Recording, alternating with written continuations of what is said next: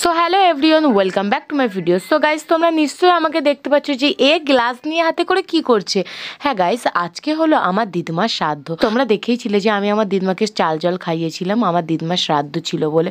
তো সেই কারণে আজকে হচ্ছে শ্রাদ্ধ। কারণ তোমরা অনেকেই জানো যে আমার মায়ের কাজটা যেহেতু আমি করছি। সো গাইস, আমার দিদিমা কীভাবে মারা গেছে আমি জানি এটা সবারই একটা কোয়েশ্চেন আছে যে দিদিমা কেন মারা গেছে। হ্যাঁ, আমি সেটাই আজকে তোমাদেরকে শ্রাদ্ধর মধ্যেই জানাবো। গাইস, আমার দিদিমা মারা গেছিলো, কি হয়েছিল মানে ধরা যায়নি। কারণ আমার দিদিমা যখন মারা যাওয়ার আগে গা হাত পাগুলো অনেকটাই পুরো ফুলে ফুলে গেছিলো।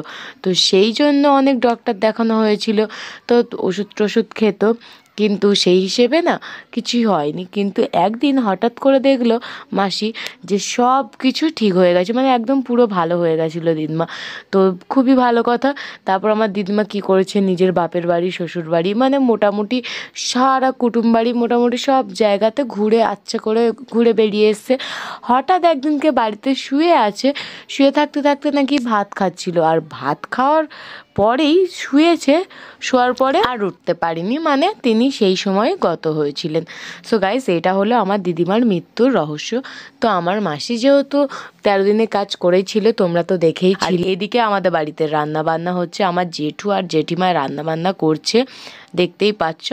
আর খুবই টেস্টি রান্না করে আমার জেঠিমা, এত ভালো রান্না করে কি বলবো। আমি যখন শ্রাদ্ধের কাজে বসেছিলাম আর ওদিক থেকে এত সুন্দর চিকেনের স্মেল আসছিল, আমি জাস্ট কি বলবো, থাকতেই পারছিলাম না। এত সুন্দর মানে একটা স্মেল, আমি পাগল হয়ে যাচ্ছিলাম যে কখন কাজটা শেষ হবে, আমি কখন গিয়ে খাবো। আর তোমরা তো জানোই আমি খেতে এত ভালোবাসি যে আমি না জাস্ট থাকতেই পারছিলাম না। তারপরে আমার বাড়িতে এক এক করে আত্মীয় স্বজনগুলো আসছে, এসে আমাদেরকে গিফট দিচ্ছে। আর এদিকে জানো গাইস কি হয়েছে, এদিকে আমি আগের দিন থেকে না খেয়ে পুজো করলাম, শ্রাদ্ধ করছি।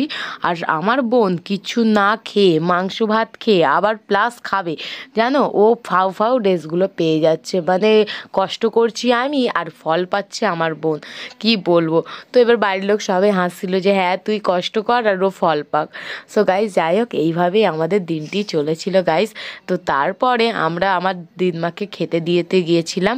তো আমাদের যেহেতু এখানে পুকুর নেই, সেই কারণে আমরা মাঠের ওখানে গিয়ে খেতে দিয়ে এসেছিলাম। দিয়ে আসার পর শ্রাদ্ধ হয়ে যাওয়ার পর যেসব কলার পেটকো আরও সব কিছু থাকে সেইগুলোকে নিয়ে আমরা ভাসাতে চলে গেছিলাম। চলে, ওটা পুকুর নেই, নালা বললেও চলে, কারণ ওই যে পুকুরটা ওটা শুকনো হয়ে গেছে, তার ওখানে একটু একটু জল আছে, আর সেই জলগুলো লোকের কলের জল ওখানে গিয়ে পড়ে।